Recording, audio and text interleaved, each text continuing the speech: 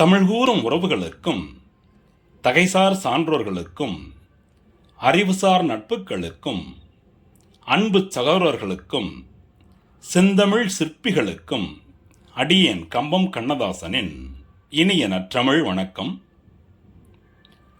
இன்று 18/4/2024, நாளை 19/4/2024. ஆக நாளைய தினம் நாம் அனைவரும் நம்முடைய பாரத தாயின் இந்திய திருநாட்டின் தலையெழுத்தினை தேர்ந்தெடுக்கக்கூடிய ஒரு நன்னாள்.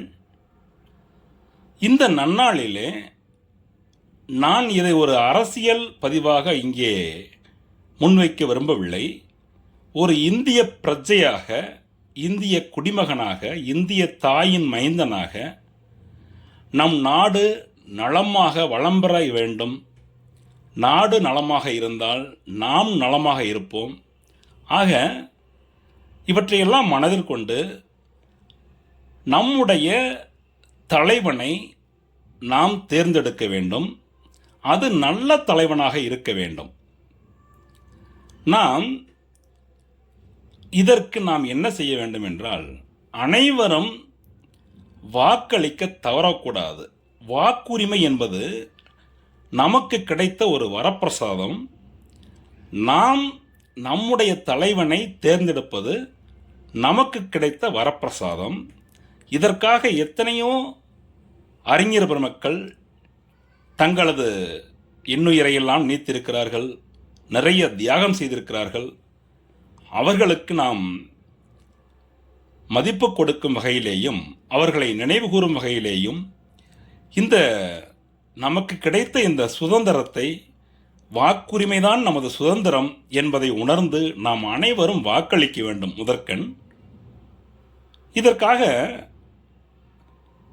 புதிய தலைமுறை தொலைக்காட்சியினர் கூட பல்வேறு நகர்ப்புறங்களில் போடுங்கம்மா ஓட்டு என்று ஒரு தலைப்பிலே அனைத்து நகர்ப்புறங்களுக்கும் சென்று அங்கே இருக்கக்கூடிய பொதுமக்களையும் அனைத்து அரசியல்வாதிகளையும் பேச வைத்து அனைவரும் வாக்களிக்க வேண்டும், இந்த வாக்கினுடைய அவசியத்தை அவர்களுக்கு உணர்த்தி, வாக்கு என்றால் என்ன என்பதை உணர்த்தி, அதை எவ்வாறெல்லாம் நாம் பரிசீலித்து வாக்களிக்க வேண்டும் என்பதையெல்லாம் உணர்த்தும் வகையிலே நிறைய நிகழ்ச்சிகள் நடத்தி கொண்டிருக்கிறார்கள்.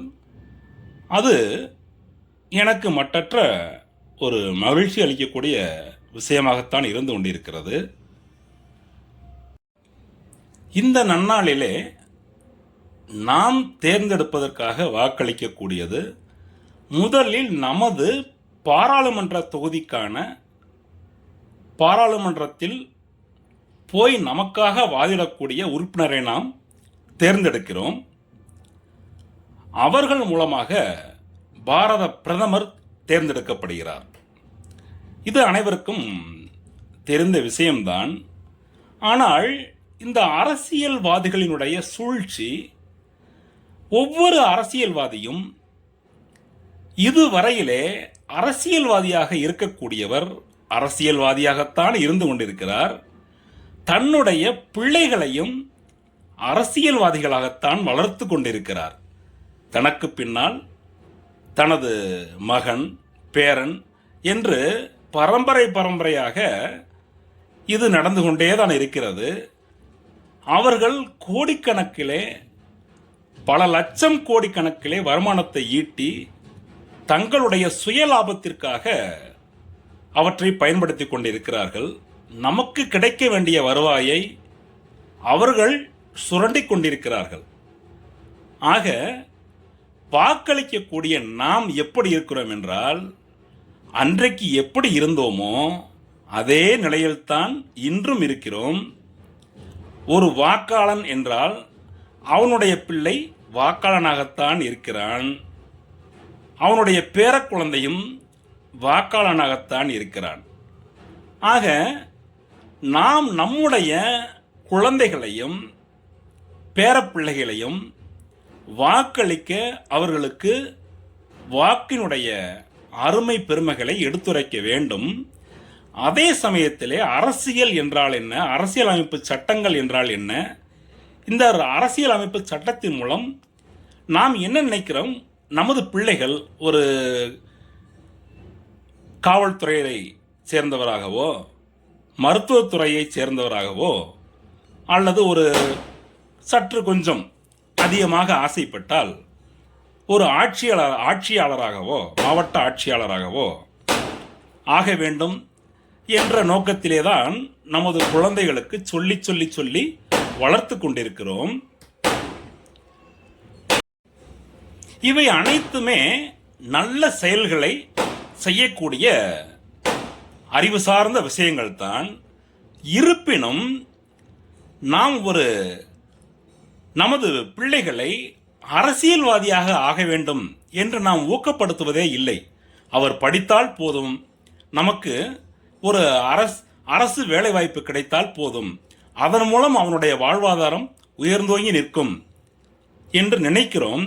ஆனால் இந்த அரசியல் என்பது எவ்வளவு புனிதமானது என்பதை நாம் எடுத்துரைக்க மறந்து விடுகிறோம்.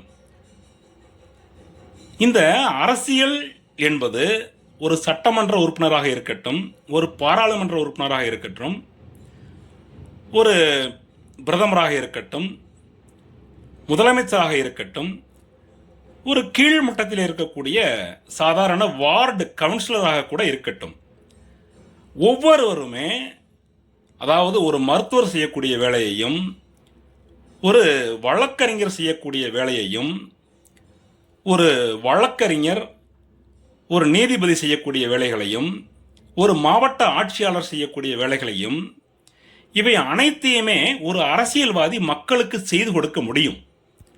அவ்வளவு புனிதமானது இந்த அரசியல் பணி.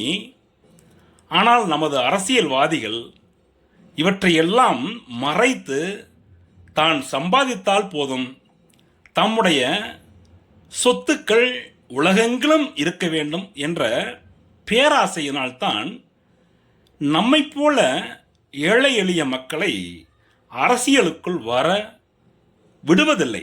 இதுதான் உண்மை அல்லவா? ஆக நாம் எடுத்துரைத்து, நமது குழந்தைகளுக்கு எடுத்துரைத்து, நமது குழந்தைகளையும் ஒரு அரசியல் சார்ந்த அரசியல்வாதியாக மாற்றுவதற்கு முயற்சிக்க வேண்டும். அவர்கள் அனைத்தும் கற்கட்டும். கற்கத்தான் அவர்கள் ஒரு அரசினை எப்படி ஆளுமை செய்ய வேண்டும், அரசு என்றால் எப்படி இருக்க வேண்டும், நம்மை ஆள்பவர்கள் எப்படி இருக்க வேண்டும் என்றெல்லாம் அவர்களால் கணிக்க இயலும். அப்படி அவர்களுக்கு நாம் கொண்டு செலுத்தி கொண்டே செல்லும் பொழுது தானாகவே அவர்களுக்குள் இந்த அரசியலினுடைய ஆர்வம் உள்வந்துவிடும். ஆக அவர்கள் மற்ற துறையில் இருந்த இத்துறையை காட்டிலும் இது புனிதமான துறை, இந்த புனிதமான துறைக்கு நாம் ஏன் செல்லக்கூடாது, நமது மக்களுக்கு நாம் ஏன் நன்மை செய்யக்கூடாது என்ற எண்ணம் அவர்களுக்குள் தோன்றும். ஆகையினால்தான் நான் இதனை உங்களுக்கு எடுத்துரைக்கிறேன். ஆனால் இப்பொழுது இருக்கக்கூடிய அரசியல்வாதிகள் அப்படி அல்ல. இந்த அரசியலினுடைய புனிதத்தையே கெடுத்து விட்டார்கள் என்றுதான் சொல்ல வேண்டும். அன்றைக்கு இருந்த தலைவர்கள் வேறு, இப்பொழுது இருக்கக்கூடிய தலைவர்கள் வேறு. இருப்பினும் நாம் வாக்களித்து நம்முடைய வாக்குரிமையை நிலைநாட்டி நம்முடைய தலைவனை நாம் தேர்ந்தெடுக்க வேண்டும். அதற்காகத்தான் மன்னராட்சி முறையை ஒழித்து மக்களாட்சி முறையை கொண்டு வந்து அனைவரும் வாக்களித்துத்தான் தன்னுடைய தலைவனை தேர்ந்தெடுக்க வேண்டும் என்ற முறையை கொண்டு வந்தார்கள். அப்படிப்பட்ட புனிதமான வாக்கினை நாம் வீணடிக்காமல் நன்கு அலசி ஆராய்ந்து யார் நமக்கு தலைவனாக வந்தால் நமக்கு நன்மை செய்வார், நமது மக்களுக்கு நன்மை செய்வார், நமக்கு எந்த வகையிலும் சிரமங்களை கொடுக்க மாட்டார்கள் என்றெல்லாம் யோசித்து வாக்களிக்க செல்வதற்கு முன்பாக தீர ஆலோசித்து யாருக்கு வாக்களிக்க போகிறோம் என்பதை மனதில் கொண்டு வாக்களிக்கும் இயந்திரத்திற்கு முன்பாக சென்று அந்த பொத்தானை அழுத்துவதற்கு முன்பாகவே நாம் தீர்மானித்துக் கொள்ள வேண்டும். அந்த இடத்திலே சென்று தீர்மானிக்க கூடாது. அதற்கு முன்னதாகவே நிறைய ஊடகங்கள் வாயிலாக நாம் யார் யார் எப்படிப்பட்டவர் என்பதையெல்லாம் பார்த்து கொண்டிருக்கிறோம். இத்தனை வருட அனுபவத்திலேயும் ஒவ்வொருவரும் எப்படிப்பட்டவர்கள் என்பதை நாம் பார்த்து கொண்டிருக்கிறோம். ஆக இதை வாக்களிப்பதற்கு முன்னதாகவே நாம் தீர்மானித்துக் கொள்ள வேண்டும். இவர்தான் நமக்கு சரியானவர், இவர் வந்தால்தான் நமக்கு நன்மை நடக்கும், இவர் வந்தால்தான் நமது இந்தியா உலக அரங்கிலே தலைநிமிர்ந்து நிற்கும் என்பதையெல்லாம் யோசித்து தங்களுடைய தலைவரை தாங்களே தேர்ந்தெடுக்க தீர ஆலோசித்து முயற்சித்து வாக்களியுங்கள். அனைவரும் கண்டிப்பாக வாக்களியுங்கள். வாக்கு அளிக்காமல் விட்டுவிடாதீர்கள்.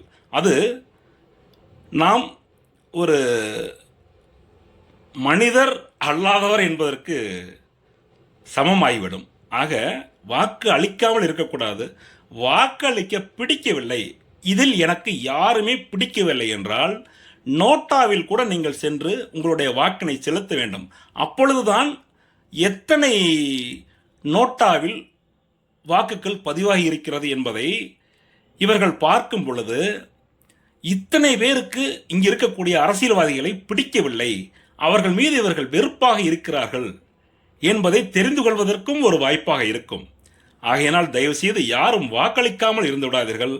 நல்ல மனிதராக உங்கள் மனதில் யார் நமக்கு தலைமையாக வந்தால் நமது நாடு நன்றாக இருக்கும், நமது நாடு நன்றாக இருந்தால் நமது மக்கள் நன்றாக இருப்பார்கள், நமது மக்கள் நன்றாக இருந்தால் நாம் நன்றாக இருப்போம், நாம் நன்றாக இருந்தால் நமது குடும்பம் நன்றாக இருக்கும் என்பதையெல்லாம் தீர ஆலோசித்து வாக்களியுங்கள், வாக்களியுங்கள், வாக்களியுங்கள், வாக்களியுங்கள் என்று மீண்டும் மீண்டும் உங்களை சிறந்தாழ்த்தி கேட்டுக்கொண்டு நாளை மறுநாள் 19/4/2024 அன்று நடைபெறக்கூடிய தேர்தலிலே நம்முடைய மதிப்புமிக்க வாக்குகளை மதிப்பானவர்களுக்கு போட்டு நமது தலைவரை அன்போடு தேர்ந்தெடுக்க வேண்டும். நமது தலையெழுத்தை நாம் தான் நிர்ணயிக்க வேண்டும். நமது தலையெழுத்தை நாம் தான் நிர்ணயிக்க வேண்டும். அதற்காக நீங்கள் ஏற்கனவே தயாராகி இருப்பீர்கள். இருப்பினும் தங்களுக்கு ஞாபகப்படுத்த வேண்டும் என்ற ஒரு எண்ணம் எனக்குள் உதயமானது. ஆகையினால்தான் இந்த பதிவு நண்பர்களே. வாய்ப்பு கொடுத்தமைக்கும் வாய்மொழி கூர்ந்தமைக்கும் சிறந்தாழ்ந்த இனிய நற்றமிழ் வணக்கம். நான் உங்கள் கம்பம் கண்ணதாசன். நாளை சந்திப்போமா?